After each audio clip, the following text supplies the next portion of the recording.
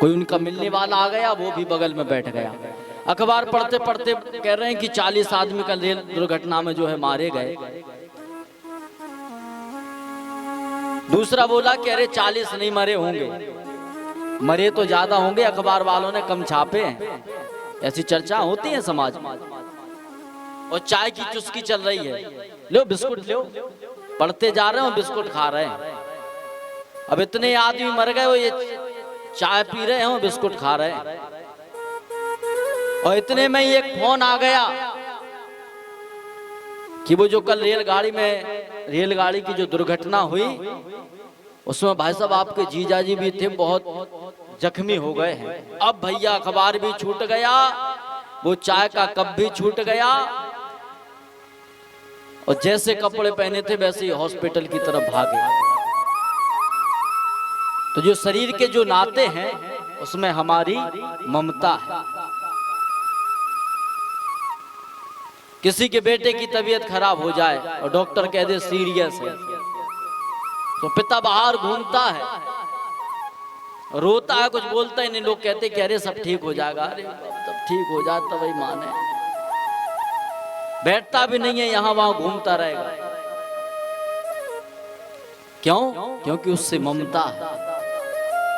अभी तक 40 मर गए थे तो चाय पी रहे थे, और पता चला कि जीजाजी अभी भी तो गए भी नहीं है, उनका तो सिर्फ घायल हुए हैं, लेकिन हाल चाय छूट गई, सीधे हॉस्पिटल की तरफ भागे।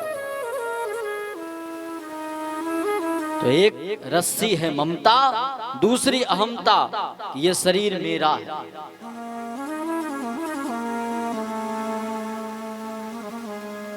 एक संत कहते थे कि देह को मैं मानना सबसे बड़ा यह पाप है। पाप की शुरुआत यहीं से होती है, शरीर ही से, क्योंकि हम मान लेते कि ये मेरा है। जब हम शरीर को अपना मान लेते, तब इस शरीर से जिनसे संबंध है उनमें हमारी ममता हो जाती है, इस शरीर में अहमता हो जाती है, अहंकार आ जाता है। तो संत ने कहा कि देह को मैं मानना सबसे बड़ा यह पाप है, और सब पाप इसके पुत्र हैं, ये पाप का भी बाप है।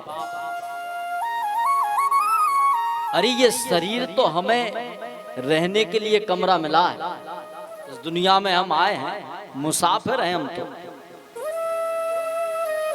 हम किसी होटल में जाते हैं तो आजकल व्यवस्था हो गई है कि ऑनलाइन ही बुकिंग हो जाती है। तो 2 दिन के लिए हमने बुक किया तो 2 दिन वहां रह सकते हैं। तीसरे दिन वहां का चपरासी आएगा, बैग वैग सब बाहर फेंक देगा, तो वहां हमारा कब्जा नहीं हो सकता। वो तो सिर्फ 2 दिन के लिए ही मिला है। ऐसे ये शरीर है जिसका जितना रिजर्वेशन है उतना वहां रह सकता है। रेलगाड़ी का जैसे सफर होता है, कई बार हम लोग रेलगाड़ी में सफर करते हैं तो इतने अच्छे यात्री, सहयात्री मिल जाते हैं कि पता ही नहीं चलता कब सफर पूरा हो गया। इतने लोग बैठे हैं, सभी लोगों ने रेलगाड़ी में सफर किया होगा। भारतीय ट्रेन की जनरल बोगी आप लोगों ने भोगी कि नहीं भोगी? उसमें ऐसे ठसते हैं कि खड़े होने को भी जगह नहीं मिलती। अगर उस डब्बे का नाम जबरदस्ती डब्बा भी रख दिया जाए तो कोई हर्ज नहीं है। तो रेलगाड़ी में यात्रा करते समय हमें ऐसे सहयात्री मिल जाते हैं कि सफर का पता ही नहीं चलता। बातों ही बातों में इतनी अच्छी बातें वो करते हैं कि बातों बातों में ही सफर कब पूरा हो गया पता ही नहीं चला। और कई बार ऐसे मिल जाते जो लगत के कब स्टेशन आए हो, इनसे पीछे छूटे।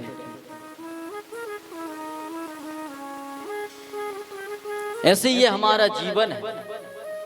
ये जीवन भी रेलगाड़ी के सफर के जैसा है। जब बालक जन्म लेता है तो वो सबको देखता है कि ये मेरी माँ है, ये मेरे पिता हैं, ये दादाजी हैं। मानो ये जीवन की रेलगाड़ी में पहले से ही सफर कर रहे हैं। ये बालक तो अभी नया जुड़ा है। धीरे धीरे बालक बड़ा हुआ, दादाजी बूढ़े हो गए, दादाजी का स्टेशन आ गया, दादाजी चले गए। फिर बालक का विवाह हुआ तो उसकी धर्म पत्नी उसके संग में उस सहयात्री के रूप में जुड़ गई। फिर बालक हो गया तो बालक जुड़ गया। ऐसे ये जीवन की गाड़ी चल रही है। तो जितना जिसका रिजर्वेशन है वो उतना चलता है।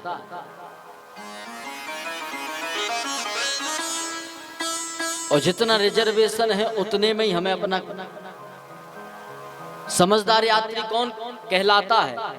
बोले अपना स्टेशन आने के एक स्टेशन पहले जो अपना सामान बांधना शुरू कर दे वो सबसे समझदार यात्री।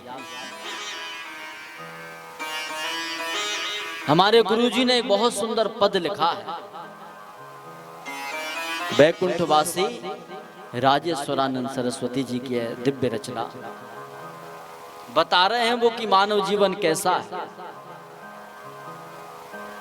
जीवन की गाड़ी चली जा रही है, उतरने की मंजिल करीब आ रही है। ये जीवन की रेलगाड़ी चली जा रही है। नर्तन है ट्रेन और आयु रिजर्वेशन, अहंकार सीट है, डिब्बा ही है मन।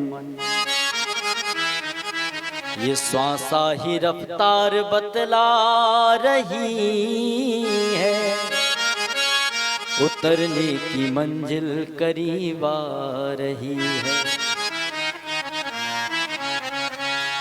दिन रात पटरी पे ये दौड़ती है, मुसाफिर को उसकी जगह छोड़ती है।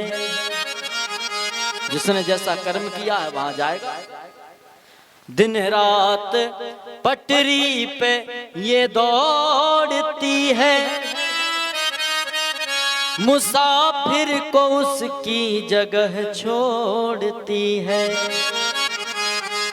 दुनिया के सब दृश्य दिखला रही है, उतरने की मंजिल करीब आ रही है।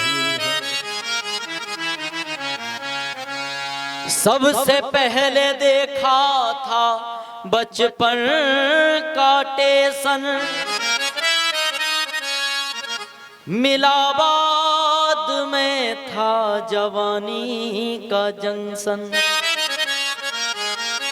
ये स्टेशन और जंक्शन में कुछ भेद होता है। स्टेशन क्या? बोले जहां से गाड़ियां एक ही दिशा में जा सके, और जंक्शन जहां से चारों तरफ गाड़ियां जा सके। तो जब बालक छोटा होता है तो उसका जीवन सीधे सीधा होता है। अगर पढ़ाई में भी देखें तो फर्स्ट सेकंड थर्ड ऐसे पढ़ेगा, कक्षा 1 में आएगा, 2 में आएगा, 3 में, 4 में। और जो इंटर भाई अब वो जंक्शन पे आके खड़ा है कि अब करें का, बीए करें, एमए करें, एमएससी, बीएससी करें क्या, आईटीआई, पॉलिटेक्निक करें क्या? हाँ, तो सबसे पहले देखा था बचपन का टेशन, मिला बाद में था जवानी का जंक्शन। और अब बुढ़ापे की ओर बढ़ती जा रही है, उतरने की मंजिल करीब आ रही है। और जब हम रेलगाड़ी में यात्रा करते हैं तो कोई बहुत अच्छा सहयात्री मिल जाए, उससे मन लग जाता है। लेकिन हम कितने ही प्रयास करें अपने स्टेशन पर, हमें उतरना ही पड़ता है। जहां तक हमारा रिजर्वेशन है वहीं तक वहां उतरना ही है। अगर उससे आगे जाने का प्रयास करेंगे तो टीटी आएगा और वो पकड़ के बाहर निकाल देगा। ऐसे ये जीवन के साथ भी होता है। छूटेगा अपने परायों का मेला, राजेश्वरानंद उतरना है अकेला। यही सोच करके तबीयत घबरा रही है, उतरने की मंजिल करीब आ रही है। तो ये मानव जीवन बोले रेलगाड़ी के सफर के जैसा है। जीव दो रस्सियों में बंधा है, अहमता और ममता। ये शरीर सिर्फ कमरा है जो हमें यहाँ मिला है। जब तक का इस कमरे में रिजर्वेशन है, किराएदार हैं हम तो। जिस दिन जब तक का एग्रीमेंट है ना, तब तक तो रह सकते हैं। जिस दिन एग्रीमेंट खत्म, उस दिन कमरे से बाहर।